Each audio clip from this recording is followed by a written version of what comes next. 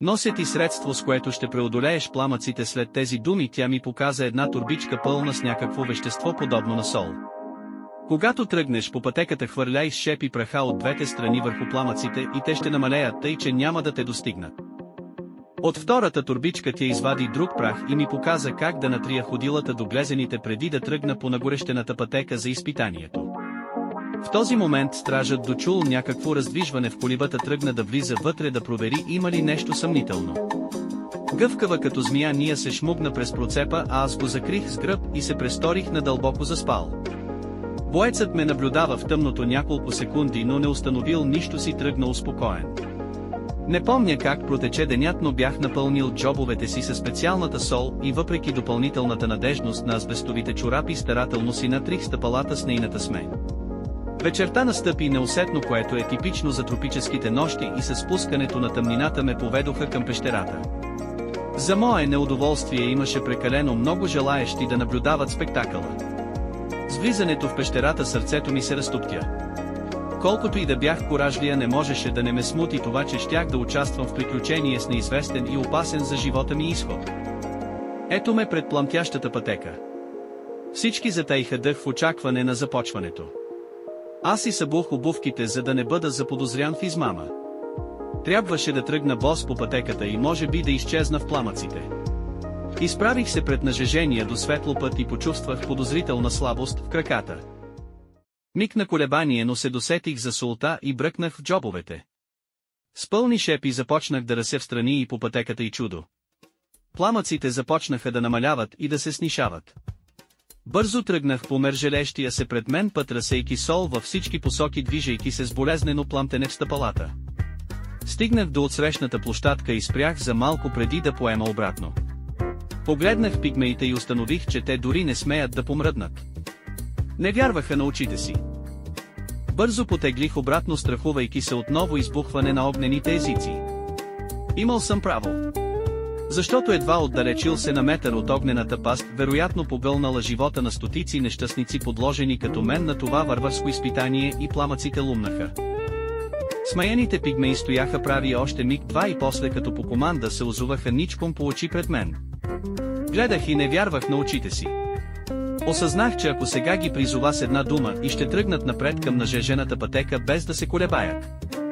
Внезапно една ръка ме докосна и аз, разбуден, погледнах надолу. Беше Ния. През следващите няколко дни престоят ми сред племето Яка беше изживяване повече от триумф. Само в очите на вожда Бохум просветваше някакво съмнение, но не посмя да каже нищо. Всичките ми желания биваха изпълнявани незабавно и се чувствах като божество. Повярвали в небесния ми произход, няколко бойци Яка дойдоха при мен да изплачат мъката си с молба да ги освободя от ужасния кошмар на племето, чудовището Донгодонго. То било същество с огромни размери, причаквало ги по заблатените ловни пътеки и безмилостно унищожило много от най-смелите ловци на племето. Тъй като им пречело да ловуват, чудовището ги обричало на растително ядство, изяждало им дивеча и щяло да ги прогони от земите, обитавани от дедите им. В далечните предания за славните години на племето, те никога не са били така зле, както в сегашното състояние. В прастарите им времена пигмеите били малко по-едри, но откакто огромни животни от вида на Донго ги тормозели, те били поставени пред необходимост от преселение, ако не се справят с тази зла участ. Трогнах се от доверието, което четях в очите им, че с моя помощ биха постигнали победа. Разказваха ми за бита си, за ловните премеждия и успехи, с което ми станаха по-мили и близки, затова реших, че трябва да им помогна. Техните описания на чудовището изградиха пред мен един огромен и опасен хищник, и започнах старателно да се подготвям за срещата с чудовището. Прегледах внимателно облеклото си и подсилих специалните джобове, за да мога да нося със себе си повече неща. Приготвих няколко от ябълковидните гранати и миниатюрния пистолет, въпреки че той едва ли щеше да ми е полезен при такова огромно животно. По предложение на Бохум формирахме две бойни групи от най-добрите ловци на племето и започнахме ден след ден да бродим през мочурища, блата и всевъзможни водни басейни, търсейки предполагаемото местонахождение на Донгото. Горещината и изпаряващата се влага правеха търсенето същински ад. Хиляди мушички и комари се впиваха във всяка моя открита част, а пиявиците, промъкнали се през дрехите, също си попиваха здраво кръв от мен. Вечер се прибирах като пребит и единствено умението на Ния ме спасяваше от многобройните ухапвания на изброените гадини. Особено непоносим беше сърбежът, предизвикан от тяхното впиване в плътта ми. За моя изненада, моите дребни придружители не се оплакваха от мъки като моите и като че ли пълчищата от хвъркати мъчители дори не ги кацаха. Когато поразпитах за причината, се разбра, че те си мъжели тялото с някаква отвара, специално приготвена за целта. Реших да им се примоля за специалитета и след като ме намазаха, за първи път ходенето в джунглата не бе мъчение или изтезание.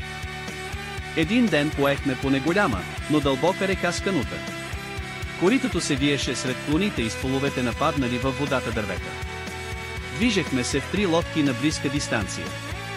До всеки гребец стоеше и неговото копие, за да може веднага да го използва.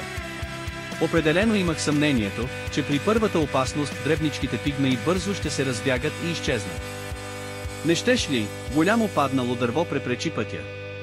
Трябваше да се провираме през огромната му корона, отчасти потопена във водата.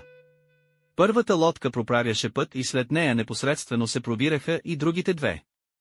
Изведнъж вик за опасност изправи всички на бойна нога. Огромен мрежест питон с опашка навита около падналите клони нападна водача на първата лодка. Дребничкият пигмей се наведе ниско и удари с греблото. Животното не се спря и продължи нападението. Няколко копия полетяха и се забиха в тялото на влечугото. Разтворил с къща забата глава, питонът се изправи за ново нападение и попадна в обхвата на моя пистолет. Зачу се лек покут и куршумът попадна в ушната област на главата, а след това тя се разкъса от лек взрив. Пигмеите продължиха да дупчат конвулсивно извиващото се тяло и надаваха хрипливи викове. Плов, плов.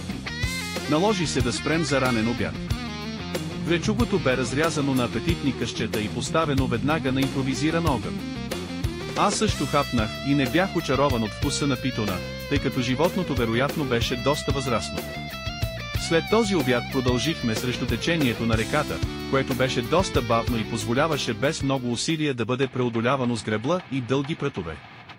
Надвисналите потопени клони придаваха спокойствие на изгледа и започна да ме унася към заспиване.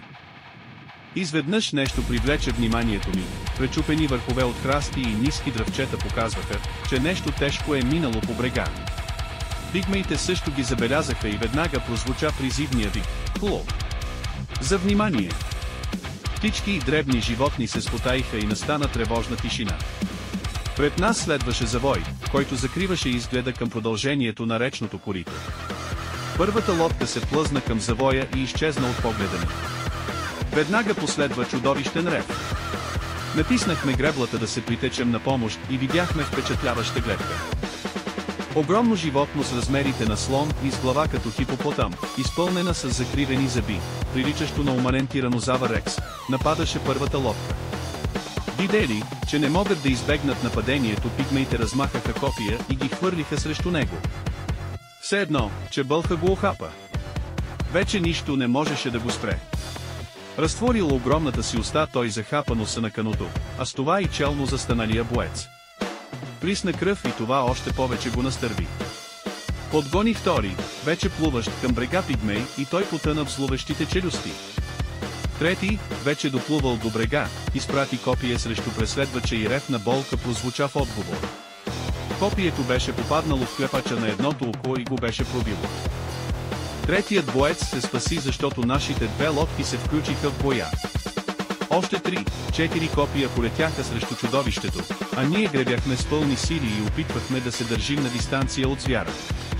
Приготвих една граната и я хвърлих към Рекса. Взривът го изненада и той се спря, размахвайки окървавената си глава. Заповядах да гребем към него и въпреки страха, пигмеите доближиха лодката до него.